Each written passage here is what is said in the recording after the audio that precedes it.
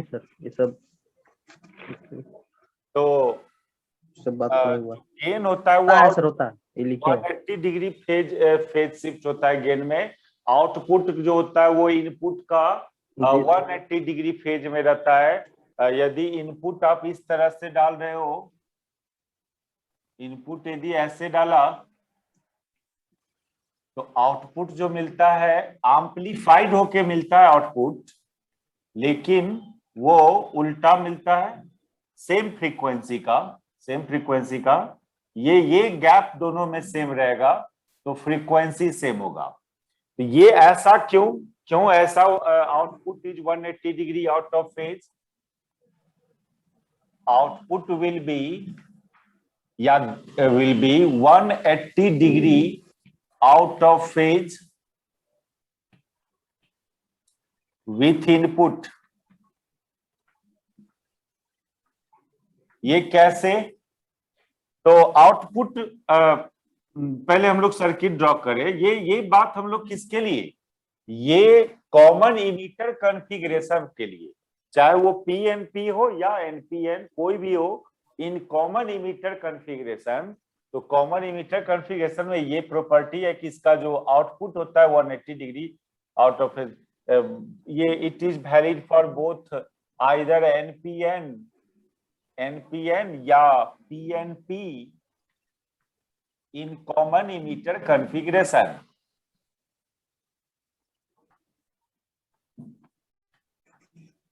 तो देखो कैसे, तो मान लो यहां पर एक इनपुट सिग्नल लगा रहे हैं, इधर तो आप समझ रहे हो कि आपका ये जो सर्किट था वो उसमें आरबी था, इधर एक बैटरी लगाते थे और ये ट्रांजिस्टर सर्किट था।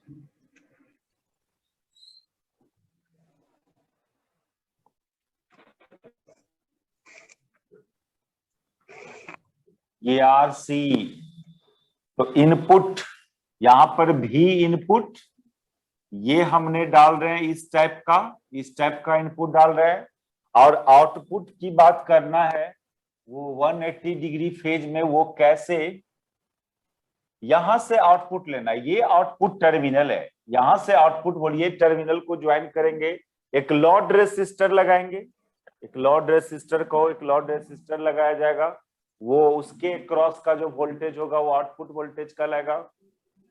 ये यहां पर एक RL डाल देंगे तो इसी के क्रॉस का जो वोल्टेज होगा इसको V0 से डिनोट करेंगे। और ये V0 एक्चुअली ये कलेक्टर टर्मिनल है और ये इमीटर टर्मिनल है। तो VC माइनस VE ही V0 होगा, वो आउटपुट वोल्टेज जो होगा आपका। क्योंकि देखो ये टर्मिनल C है तो ये भी C होगा, ये भी C ही होगा, ये टर्मिनल E है तो ये भी E ही होगा, ये भी E ही होगा। ये तो इलेक्ट्रिक सर्किट का प्रॉपर्टी है कि दो पॉइंट के बीच में कुछ भी नहीं हो तो सब पॉइंट सिमिलर पॉइंट होता है। तो जनरली ये आउटपुट वोल्टेज ऐसे देखे तो इस रेसिस्टर के क्रॉस का वोल्टेज या VCE डायरेक्ट यदि सिंबॉलिक फॉर्म में लिखे तो आउटपुट वोल्टेज यहाँ पर जो VCE होगा, VCE, C collector terminal, E emitter terminal. तो C और E टर्मिनल के क्रॉस का जो वोल्टेज होगा वही आउटपुट वोल्टेज होगा। और किरचॉफ्स लॉ अप्लाई करें थोड़ा, यहाँ पर आप करंट को देखो, इस ब्रांच में करंट IC का डायरेक्शन ऐसे होता है, IC का डायरेक्शन ऐसे IC फ्लो करता है। तो VCE जो होगा, VCE यदि इस रास्ता से आते हो आप, इस रास्ता से आओ तो VCE का वैल्यू कितना, VCE ये वोल्टेज है VCC। तो ये दोनों के का वोल्टेज का अलजेब्रिक सम करोगे तो VCE हो जाएगा। ये रेसिस्टर RC एंड ये बैटरी VCC, इस दोनों के वोल्टेज का अलजेब्रिक सम VCE होगा। तो VCE को लिखा जाएगा यहाँ पर प्लस VCC माइनस ICRC। अब किसमें प्लस साइन किसमें माइनस साइन, वो तो किरचॉफ्स लॉ से दिया जाता है। ये बैटरी मिले रास्ता में यदि बैटरी मिलता है तो उसको प्लस में लिखे उसका वोल्टेज को कि माइनस में लिखे, तो डिपेंड करता है कि आप किधर से किधर जा रहे हो, positive terminal to negative terminal जा रहे हो तो प्लस में लिखना। यहाँ वही हो रहा है, जब सी से ई की तरफ आप आएंगे आपको VCE निकालना है। ध्यान देना, VCE मतलब VC माइनस VE, यानी सी से ई की तरफ चल रहे हो आप, तो इस बैटरी के पास जब पहुंचोगे तो positive terminal to negative terminal जाने का टेंडेंसी होगा ना, इसलिए इसका वोल्टेज को प्लस VCC। और रेसिस्टर वाला वोल्टेज में कौन साइन देंगे, कैसे देंगे, तो वो है कि आपके जाने की तरफ तो प्लस IR, आपके जाने के ऑपोजिट करंट होगा तो माइनस IR। यहाँ पर क्या है, यहाँ पर आप इधर आ रहे हो, ऐसे आ रहे हो, जबकि करंट ऐसे है, यानी करंट के ऑपोजिट आ रहे हो आप, इसलिए माइनस ICRC। ये तो वोल्टेज है VCE हो गया ये। और हमको प्रूव करना है कि ये जो वोल्टेज है VCE इस इनपुट वोल्टेज से 180 डिग्री फेज में है। इस सबको ड्रॉ कीजिए पहले।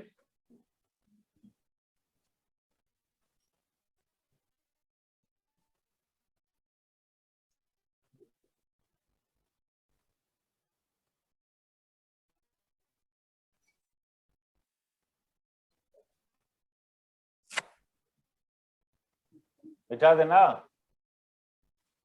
फिगर नहीं मिटाना हमको, ये सब मिटाते हैं बस।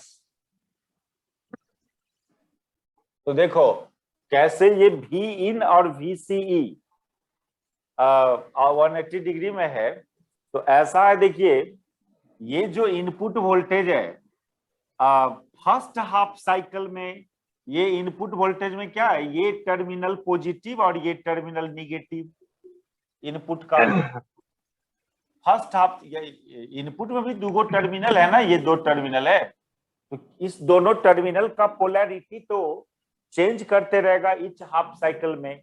तो फर्स्ट हाफ साइकिल में ये प्लस पर है तो ये माइनस पर होगा, और नेक्स्ट हाफ साइकिल में ये माइनस पर आ जाएगा तो ये प्लस पर आ जाएगा। अच्छा, तो मान लें कि फर्स्ट हाफ साइकिल में ये प्लस पर है और ये माइनस पर, तो क्या होगा, और इधर से बैटरी लगाए थे, वो बैटरी का भी ये पॉजिटिव टर्मिनल कनेक्टेड है, और इधर से भी पॉजिटिव ही पोटेंशियल फर्स्ट हाफ साइकिल में आ रहा है।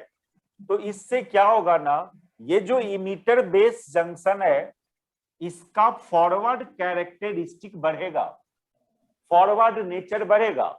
मान लो पहले से 0.7 वोल्ट प्लस वोल्टेज इधर से डाले थे और ये इनपुट वाला भी पॉजिटिव आके ऐड हो गया, तो क्या होगा, ये इमीटर बेस जंक्शन का फॉरवर्ड नेचर बढ़ेगा। और जब फॉरवर्ड नेचर बढ़ेगा तो ये इनपुट सर्किट, तो इमीटर करंट इंक्रीज होगा, इमीटर करंट इंक्रीज होगा, और जब इमीटर करंट इंक्रीज होगा तो कलेक्टर करंट भी इंक्रीज करता है। ये चीज आप जानते हैं पहले से, इमीटर करंट, अरे इमीटर से जितना ज्यादा से ज्यादा मेजॉरिटी कैरियर इंजेक्ट होगा कलेक्टर में, करंट उतना ज्यादा होगा। तो फर्स्ट हाफ साइकिल में यही होता है, इनपुट सिग्नल का फर्स्ट हाफ साइकिल क्या करता है, इस इमीटर बेस जंक्शन के फॉरवर्ड नेचर को बढ़ाता है। ये चीज लिखते भी चलेंगे हम लोग। In the first half cycle of input voltage, in the first half cycle of input voltage,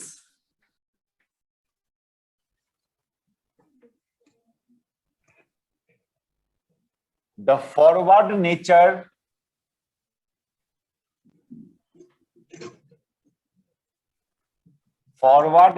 of EB junction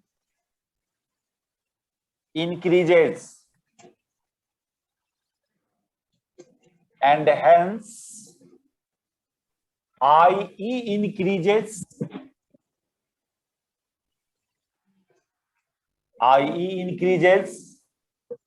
and hence IC also increases.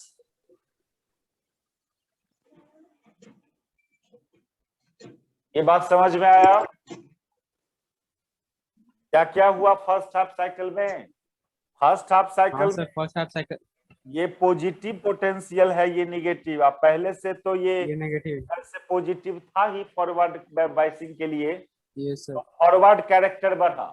अब फॉरवर्ड कैरेक्टर Yes, बढ़ा sir. तो इमीटर करंट बढ़ेगा, इमीटर करंट बढ़ा बढ़ेगा। और collector current. हाँ, और जब कलेक्टर करंट बढ़ेगा तो क्लियरली ये term IC into RC increase करेगा एंड हेंस VCE डिक्रीज करेगा।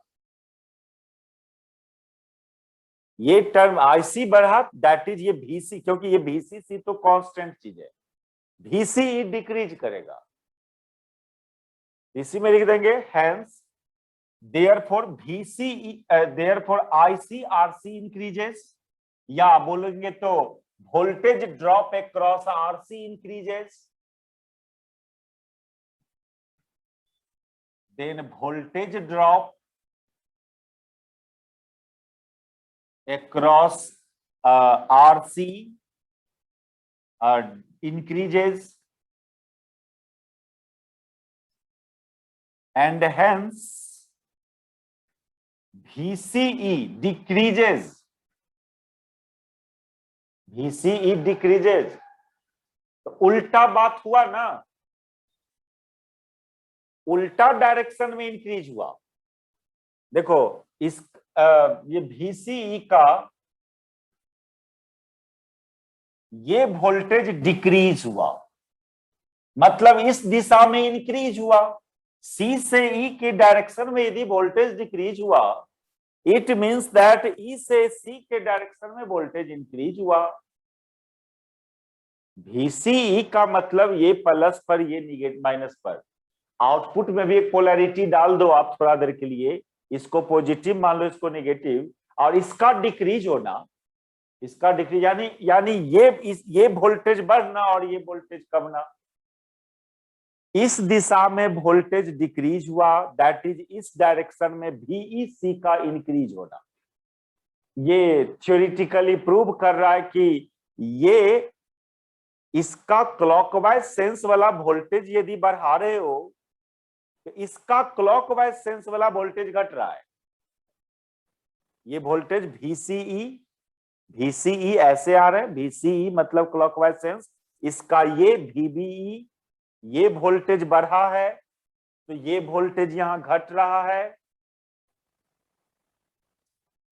और फिर नेक्स्ट हाफ साइकिल में बात करेंगे तो नेक्स्ट हाफ साइकिल में इसका फॉरवर्ड नेचर घटेगा, इस बेस इमीटर जंक्शन का फॉरवर्ड नेचर घटेगा। क्यों? क्योंकि इनपुट का इधर निगेटिव आ जाएगा और इधर पॉजिटिव आ जाएगा। अब पहले से इधर पॉजिटिव था तो उस पॉजिटिव को ये निगेटिव घटा देगा, यानी ईबी जंक्शन का फॉरवर्ड कैरेक्टर घटेगा तो इमीटर करंट घटेगा, इमीटर करंट घटेगा तो आईसी भी घटेगा, और आईसी का घटना ये टर्म को डिक्रीज होना, यानी ये टर्म का इंक्रीज होना।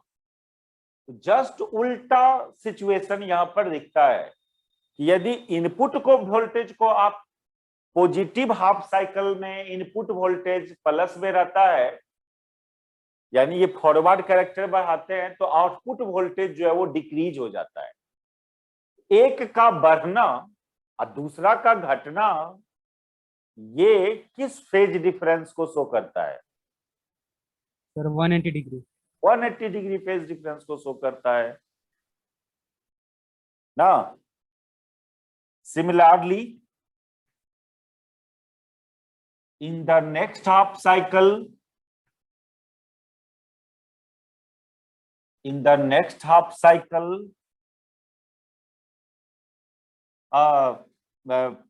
forward nature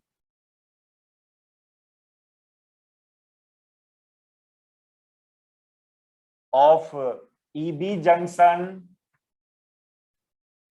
decreases। क्यों डिक्रीज करेगा आप समझ रहे हो? नेक्स्ट हाफ साइकिल ये निगेटिव है, यानी इधर माइनस पर आ जाएगा, ये प्लस पर।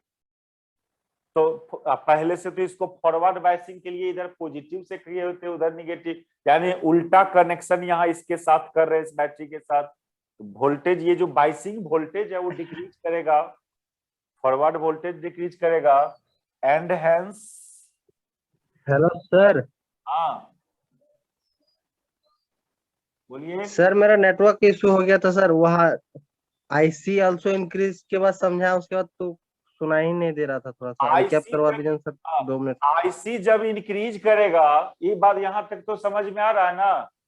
जी आईसी इंक्रीज करेगा, जी सर, उसका नेटवर्क इशू हो गया था सर। आईसी इंक्रीज करेगा तो ये टर्म इंक्रीज करेगा और ये टर्म इंक्रीज करेगा, तो ये टर्म का क्या होगा, डिक्रीज होगा ना, माइनस साइन डिक्रीज। है यहाँ। इसको बढ़ाओगे जी तो सर। ये घटेगा ना। जी सर। हाँ,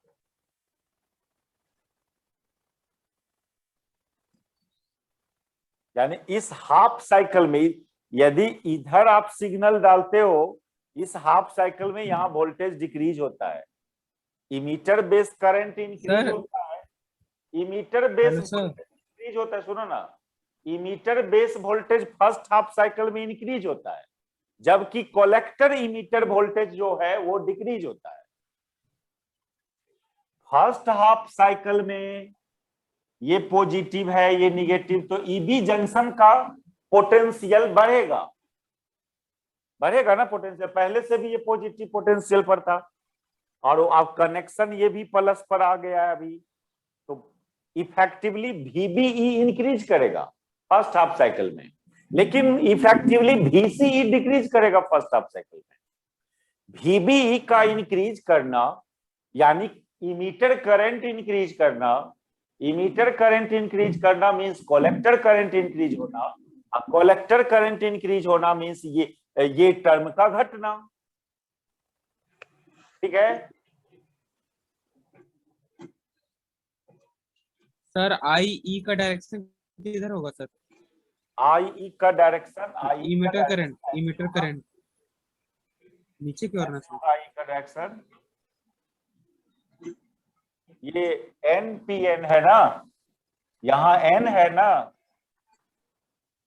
N से इलेक्ट्रॉन हाँ सर। जाता है बेस में, हाँ N sir. N type electron provider होता है ना, तो यहाँ से इमीटर से हाँ सर। इलेक्ट्रॉन जाएगा, तो इलेक्ट्रॉन जब इधर गया तो करंट इधर होगा। हाँ सर।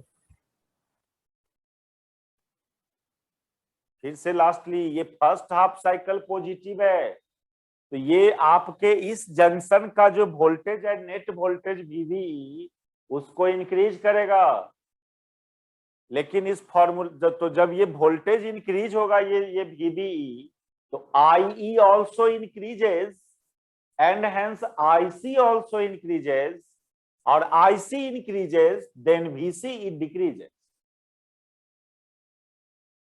अब अगला में देखो, नेक्स्ट हाफ साइकिल ये निगेटिव है, जब यहां निगेटिव आएगा यहां पर, तो ये VBE डिक्रीज कर जाएगा, क्योंकि पहले से प्लस वोल्टेज पर था वो, इधर से पॉजिटिव था और इधर से आप निगेटिव लगा दिए, तो डिक्रीज कर जाएगा, नेट VBE डिक्रीज करेगा। और जब VBE डिक्रीज करेगा तो IE इमीटर करंट डिक्रीज होगा, और इमीटर करंट डिक्रीज होगा तो कलेक्टर करंट डिक्रीज होगा, क्योंकि collector current IC equal to alpha I था ना, जब यही डिक्रीज होगा तो ये नहीं डिक्रीज होगा, IC डिक्रीज करेगा, जब IC डिक्रीज करेगा तो VCE इंक्रीज होगा। क्या देख रहे हैं, नेट इनपुट वोल्टेज यदि घटा रहे हैं तो आउटपुट वोल्टेज बढ़ रहा है, नेट इनपुट वोल्टेज यदि इंक्रीज करते हो तो आउटपुट वोल्टेज घट रहा है, यानी उल्टा रिलेशनशिप है दोनों में, इंक्रीज डिक्रीज होने का, and hence 180 degree phase difference बोलते हैं दोनों में। IE decreases and hence IC also decreases. Therefore, VCE increases.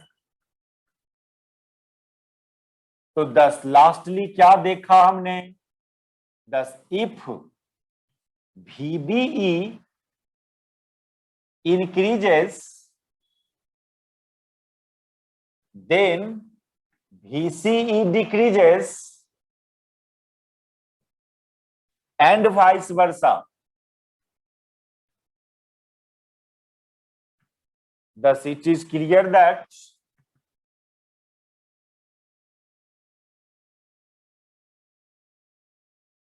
there is 180 degree out of phase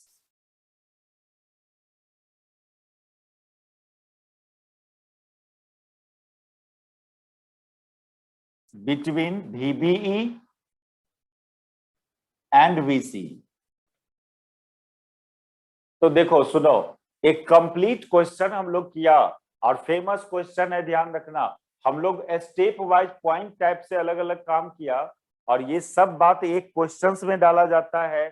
construction and working of NPN transistor in common emitter configuration, define current gain, voltage gain, power gain, relations between different current gain, and also prove that the output of common emitter configuration is 180 degree out of phase with input voltage.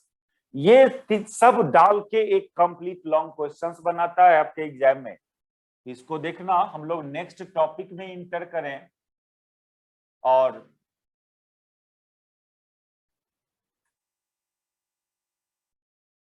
Next topic लिखेंगे DC, concept of DC load line.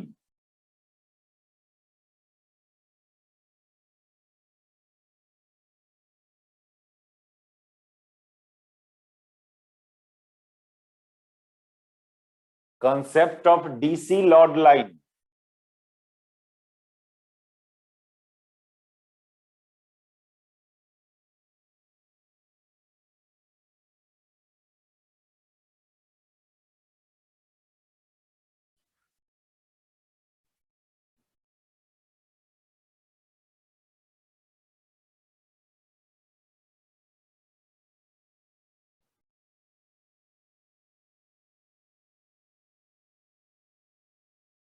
ये एक straight line है, ये DC load line,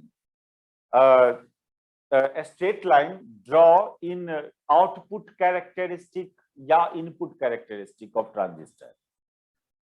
चाहे input character, हम लोग input characteristic से मतलब नहीं रहेगा, हम लोग जो डीसी लॉड लाइन पढ़ेंगे मेनली आउटपुट कैरेक्टरिस्टिक कर्व के लिए पढ़ेंगे।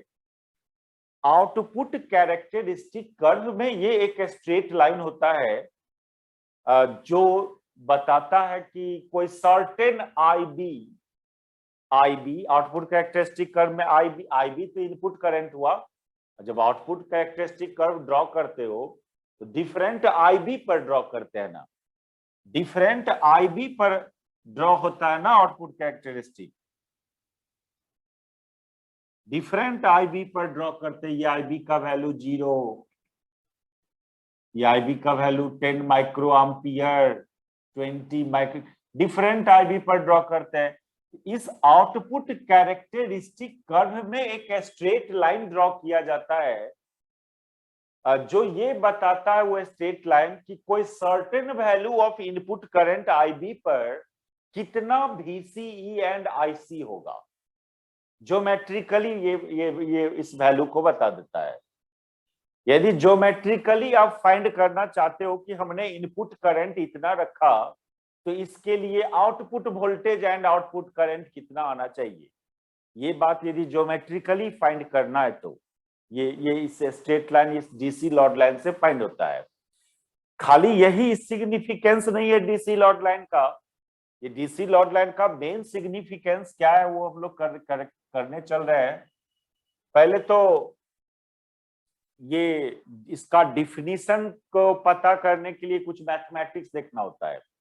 मैथमेटिक्स ये, आप आउटपुट सर्किट में किरचॉफ्स लॉ अप्लाई करें, या अभी हमने देखा था इन आउटपुट सर्किट एक रिलेशंस हम लोग अभी देखा था, VCE equal to VCC minus ICRC, ये देखा था। तो ये IC इक्वल टू हो जाएगा, IC इक्वल टू हो जाएगा आपका -1/RC into VCE plus VCC ये हुआ। और ये जो एक इक्वेशंस आया IC वर्सेस VC, इसको IC VS VCE इक्वेशंस है। It is similar to the equation of a straight line. It is similar to the equation of a straight line कौन? y बराबर mx प्लस c, उसके similar है ये equation. y की जगह IC, m slope होता था उस स्ट्रेट लाइन का, जिसकी जगह -1/RC, एंड x की जगह VCE, और c जो intercept on y axis, intercept on dependent variable axis, उसकी जगह VCC। तो ये इक्वेशन सिमिलर टू एक स्ट्रेट लाइन इक्वेशन है। ड्रॉ कीजिए, पहले सब उतारिए। इसका कंसेप्ट यही मैथमेटिक्स से स्टार्ट होता है। पहले ये बताना होगा आपको, जब ये डिफाइन करने आएगा तो आउटपुट सर्किट में आपने ये काम किया, ये इक्वेशंस लाया। इसका फिजिकल सिग्निफिकेंस क्या है, क्यों पढ़ रहे हैं आप इसको, क्या फायदा पहुंचाएगा आपको सर्किट डिजाइन में करने में, वो तो बात की बात है। पहले देखो ये इक्वेशंस तो समझ में आ रहा है। ये भी कुछ देर पहले भी किया था आउटपुट सर्किट के लिए,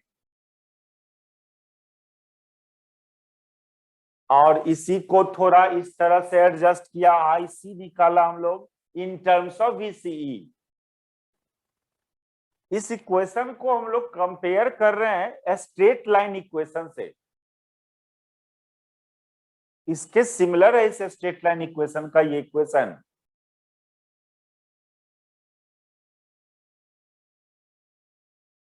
इसमें क्या है, y की जगह IC, m स्लोप होता है ना -1/RC, एंड x की जगह VCE, और c की जगह कौन, c की जगह VCC/RC। तो देखो क्या हुआ, ये एक स्ट्रेट लाइन इक्वेशन है। ये आउटपुट सर्किट से लाए हो आप इसको, यानी आउटपुट कैरेक्टरिस्टिक कर्व में एक स्ट्रेट लाइन ड्रॉ करो आउटपुट कैरेक्टरिस्टिक कर्व में, क्योंकि ये इक्वेशन आप आउटपुट सर्किट के में वोल्टेज किरचॉफ्स लॉ अप्लाई करके लाए हैं। ये इक्वेशन KVL इक्वेशन बोल रहा हूं, किरचॉफ्स लॉ। ये net voltage of output circuit means Kirchhoff's law apply करना हुआ। तो अब चले हम लोग पहले इस इक्वेशन को रिप्रेजेंट करने, इस आउटपुट कैरेक्टरिस्टिक कर्व में इसको रिप्रेजेंट करने चलोगे आउटपुट कैरेक्टरिस्टिक कर्व में। तो देखिए, यदि IC को 0 रखते हो आप, तो VCE का वैल्यू निकलेगा, VCC। ये थोड़ा यहां छूट गया एक RC। IC 0 रखते हो तो VCE का वैल्यू VCC, और जब VCE को 0 रखोगे तो IC का वैल्यू निकलेगा VCC/RC। अब आप उस स्ट्रेट लाइन को यहां पर आउटपुट कैरेक्टरिस्टिक कर्व में ड्रॉ करने चले। तो ड्रॉ करेंगे तो क्या हुआ, जब VC, ये लाइन क्या था, ये लाइन VCE के लिए था, ये लाइन IC के लिए था। तो जब VCE का वैल्यू 0 रखते हो तो IC का एक वैल्यू आता है, VCC/RC, ये वैल्यू IC का। अच्छा, आज जब IC को 0 रखते हो, IC को, तो VCE का एक वैल्यू आता है। देखो ये पॉइंट है, ये पॉइंट इस लाइन पर है, इस पॉइंट का कोऑर्डिनेट क्या होगा, इस पॉइंट का कोऑर्डिनेट 0, VCC/RC, ये हुआ इस पॉइंट का कोऑर्डिनेट। ये इससे एगो कोऑर्डिनेट बनाइए ना, इससे एक 0 एंड इतना, एक कोऑर्डिनेट ये एक पॉइंट ये हुआ और एक पॉइंट IC0 VCE इतना, तो IC0 यहां होगा, अब VCE का वैल्यू VCC या कॉमा 0। ये 2 पॉइंट हमने सेलेक्ट किया इस इक्वेशंस में और इसको ज्वाइन कर दें हम लोग, यही वो स्ट्रेट लाइन है, यही वो स्ट्रेट लाइन है।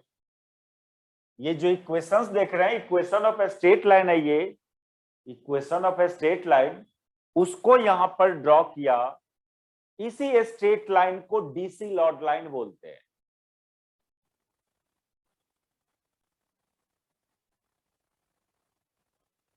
And this straight line is called DC Lord line.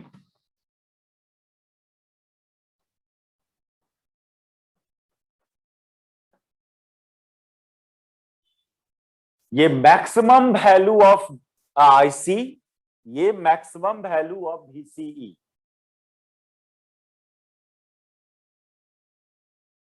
तो थियोरिटिकली डीसी लॉर्ड लाइन को क्या बोले हम लोग?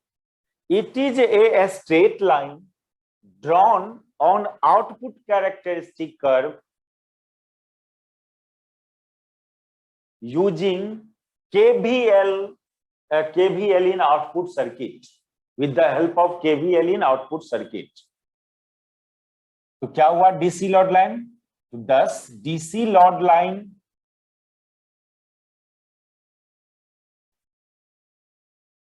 is a straight line drawn in output characteristic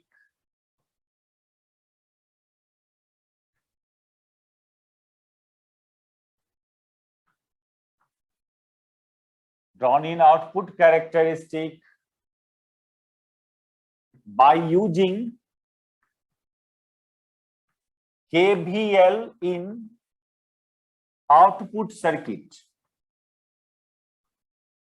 output circuit में KVL लगाया, वहीं से ये इक्वेशन आया और इस इक्वेशन, ये equation as an straight line equation दिख रहा है और इस स्ट्रेट लाइन इक्वेशन को ज्योमेट्रिकली डिनोट किया।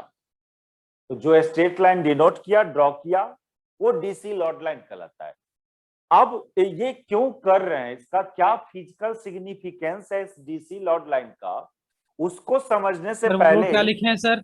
हाँ सर ये क्या लिखे हैं? By using KVL in output circuit. Sir KVL का meaning sir? Kirchhoff's voltage law. ये VCE कैसे निकाले थे? ये VCE बराबर लॉ सर माइनस RC। हाँ सर वो पता है सर, हमको लगा KVL क्या है। वही किरचॉफ्स वोल्टेज लॉ बोलते हैं, जिसको आप लूप रूल बोलते हो। लूप रूल बोलते हैं ना किरचॉफ्स लॉ में, एगो लूप रूल होता है और एगो और कौन, जंक्शन रूल।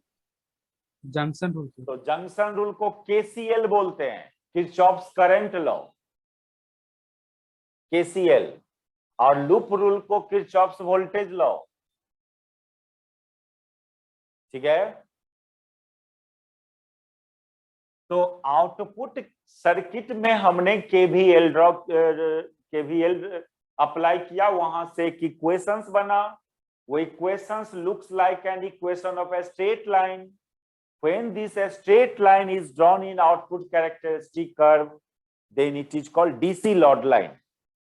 और ये DC लॉर्ड लाइन क्या बताता है? मैक्सिमम वोल्टेज VCC का वैल्यू एंड मैक्सिमम IC का वैल्यू कोई लिमिट करता है कि आपके आउटपुट सर्किट में इससे ज्यादा वोल्टेज नहीं होना चाहिए, इससे ज्यादा करंट नहीं होना चाहिए,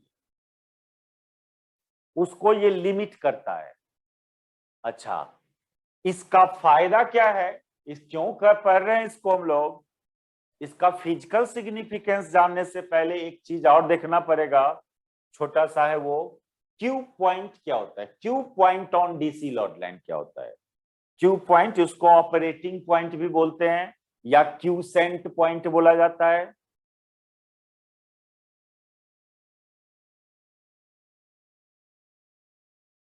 तो to describe physical significance of DC lord line, we have to study first Q point.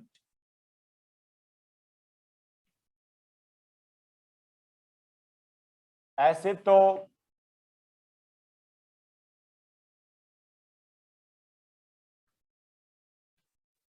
Quotient point, या एक और नाम है इसका ऑपरेटिंग पॉइंट।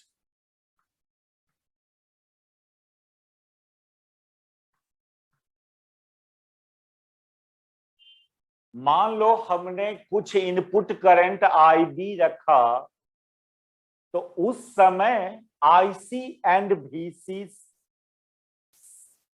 VCE कितना होगा? अलग अलग इनपुट करंट पर output current and output voltage भी अलग अलग होगा। तो कोई पार्टिकुलर IB के वैल्यू पर क्या IC होना चाहिए एंड VCE होना चाहिए, उसको लेके एक DC लॉर्ड लाइन पर एक पॉइंट ड्रॉ करेंगे।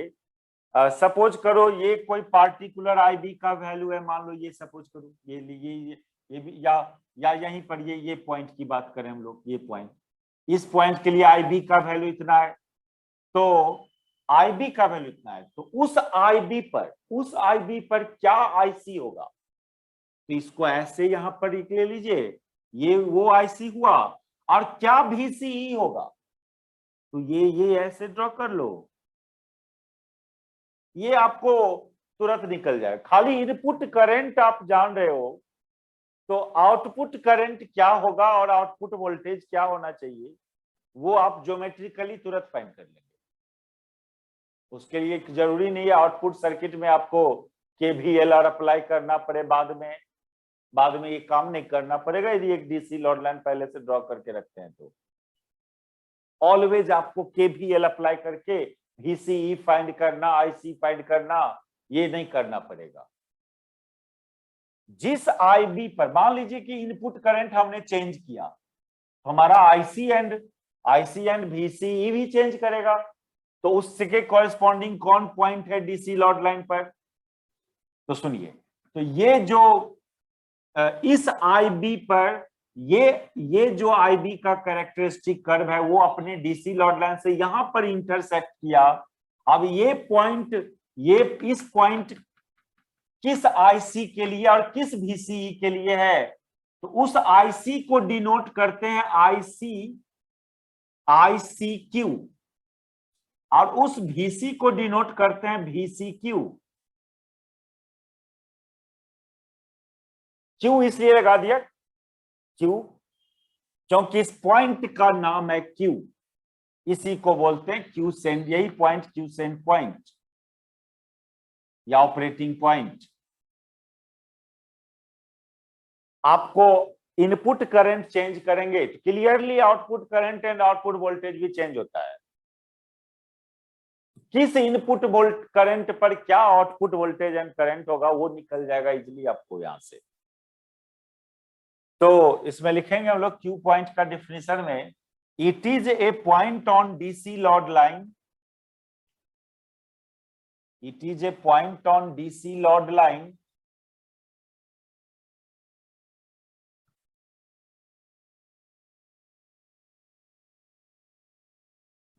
which gives IC and VCE at certain IB। ये कहीं भी हो सकता है, अलग अलग IB पर इसका ये पॉइंट का पोजीशंस कहीं भी हो सकता है, अलग अलग जगह ये पॉइंट फ्लक्चुएट करते रहता है इसका पोजीशंस। आप इनपुट करंट चेंज करोगे तो ये Q पॉइंट का भी पोजीशन चेंज करते रहेगा इस DC लॉर्ड लाइन पर। Q point, Q sent point, ये सब तब, एक बात और, जब कोई इनपुट सिग्नल नहीं डाले हो आप, कोई सिग्नल को एम्प्लीफाई करने से पहले ये सब काम कर लेना है। इसको बोलते हैं हम लोग ना, इस करंट एंड वोल्टेज को एक और नाम देते हैं, इस करंट वोल्टेज को एक और नाम दिया जाता है zero signal output current and output voltage. It is a point on DC load line which has the value of current and voltage when input signal will be absent. And जो signal को amplify करना है वो अभी नहीं है, उस समय क्या output current and output voltage है। इसलिए इसको zero signal output current and voltage भी इसको रीड किया जाता है। It is also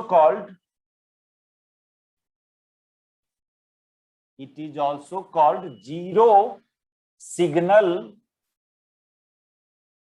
output current and output voltage.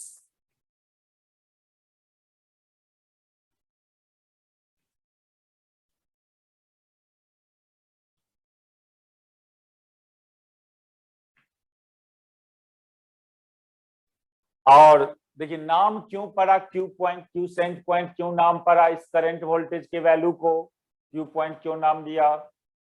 तो जीरो सिग्नल यानी इनपुट सिग्नल एब्सेंट था, तब आउटपुट सर्किट में क्या करंट एंड वोल्टेज है कहोगे तो ये सब समझ में आ रहा है हम क्या बोल रहे हैं? थोड़ा माइंड को गौर कीजिए, कॉन्सेप्ट्स को बार बार रिपीट कीजिए आप, पढ़ा हुआ कंसेप्ट को, नहीं तो अभी क्रिटिकल बात सब अभी आना है, पिछला कोई भी बात नहीं याद रहेगा। यदि आप कहेंगे सिग्नल डाला सर, नहीं, ये नहीं समझ में आ रहा है सर। फिर भी आउटपुट सर्किट में करंट की बात आप कर रहे हो, क्यों नहीं? सर ये नहीं, डीसी सर बाइसिंग ये समझ किए में ना नहीं आ रहा है लोग, सर। उसके चलते है ना करंट।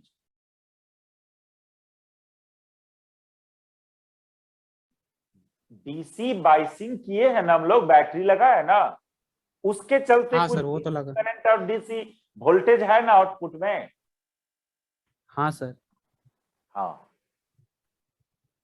सिग्नल लगाने, जो सिग्नल को एम्पलीफाई करना है वो एसी सिग्नल होगा, उसको लगाने से पहले क्या करंट एंड वोल्टेज है आउटपुट सर्किट का। अच्छा देखो, जब कोई इनपुट से एसी सिग्नल नहीं लगा है तो उस समय बोलते हैं ना silent mode of transistor. Silent का ही दूसरा इंग्लिश वर्ड मीनिंग है क्यूसेंट। क्विस्ट है, यहीं पर कहा गया क्यूसेंट वर्ड का भी साइलेंट मतलब शांत रहना। शांत रहना मतलब डीसी तो एक कांस्टेंट चीज है, एसटीडी वैल्यू होता है, वो फ्लक्चुएशन नहीं होता है, हलचल नहीं होता है उसमें, शांत है। करंट शांत मतलब करंट नहीं है, ये नहीं समझना है। डीसी करंट है, डीसी वोल्टेज है। तो क्यूसेंट मतलब silent, transistor is in silent mode, यानी only DC current flow in input and output circuit. Quiescent mode, silent को क्यूसेंट बोलते हैं, इसलिए इसको क्यू पॉइंट नाम रखा गया। इस करंट एंड वोल्टेज से रिलेटेड जो पॉइंट होगा उसको क्यूसेंट पॉइंट। यानी अभी कोई एसी सिग्नल आप अप्लाई नहीं किए हुए हो इनपुट सर्किट में, और जब एसी सिग्नल हम लोग अप्लाई करेंगे तो वो एसी सिग्नल का जो पिक है वो इसी पॉइंट के अबाउट ऑसिलेशन होना है। उस एसी सिग्नल का पिक को इसी पॉइंट के आसपास, मान लो डीसी करंट 10 एम्पियर था, तो वो एसी करंट का जो पीक होगा वो 10 एम्पियर के ही आसपास होना चाहिए, उससे ज्यादा नहीं। उससे ज्यादा होगा तो क्या हो जाएगा, वो सब बात धीरे धीरे डिस्कस होगा। तो कोई भी सिग्नल को एम्पलीफाई करने से पहले आपको ये पॉइंट पहले सेलेक्ट करना पड़ता है डीसी लोड लाइन पर।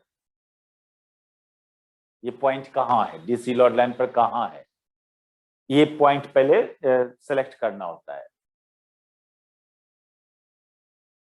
और इस पॉइंट को सेलेक्ट करोगे, इस पॉइंट का पोजीशन डिपेंड करता है किस पर, इनपुट करंट पर। इनपुट करंट अलग अलग होगा तो इस पॉइंट का पोजीशन अलग अलग होगा। इनपुट करंट किस पर डिपेंड करता है, इनपुट वोल्टेज पर डिपेंड करेगा। आप उसका बाइसिंग VC VBB पर RB, इनपुट सर्किट का रेसिस्टर, इनपुट सर्किट का जो वो DC बाइसिंग वोल्टेज था VBB, उस सब पर डिपेंड करेगा IB का वैल्यू। तो वो सब और आउटपुट सर्किट का जो करंट है IC, वो RC VCC इस सब पर डिपेंड करेगा। तो ये सब वैल्यू को इस तरह से सेलेक्ट करके रखना, पूरा लिखने वाला बात अब नहीं है। आपका ट्रांजिस्टर सर्किट में RB का वैल्यू कुछ रखे हो, VBB का, और कोई भी सिग्नल को ला के एम्पलीफाई कर लेंगे, ये नहीं चलेगा। वो सब बात करने वाले हम लोग एक दो क्लास। किसी सिग्नल को एम्पलीफाई करना है ना, तो पहले देखते हैं कि उस सिग्नल का क्या एम्पलीट्यूड है, क्या फ्रीक्वेंसी है। उसको देख के RB सेट किया जाता है, VBB सेट किया जाता है, IC का वैल्यू एंड VCE का वैल्यू को सेट किया जाता है। सर और कितना क्लास बचा हुआ है इसमें? कोई भी ट्रांजिस्टर से किसी भी सिग्नल को एम्पलीफाई कर लोगे आप, ये नहीं चलेगा। वही काम करने वाला टॉपिक अभी आया है हम लोग को, कि हमको किसी सिग्नल को कुछ फ्रीक्वेंसी एम्पलीट्यूड का कोई सिग्नल है, उसको एम्पलीफाई करने के लिए सर्किट डिजाइन क्या होना चाहिए, सर्किट में RB का क्या वैल्यू होना चाहिए, VBB का क्या वैल्यू होना चाहिए, ये सब फिक्स करना। या एक उल्टा बात समझो कि हम VBB पहले ही से सेट उठ कर दिए हैं, तो उस हमारे अकॉर्डिंग जो सर्किट है उसके लिए कौन सिग्नल सही होगा, कौन सिग्नल को एम्पलीफाई करें। उल्टा बात कि नहीं, सर्किट तो फिक्स्ड है कि यही है, अब कोई और सर्किट है, तो इसके लिए कौन सिग्नल। या सर हाँ बोलिए सर, और कितना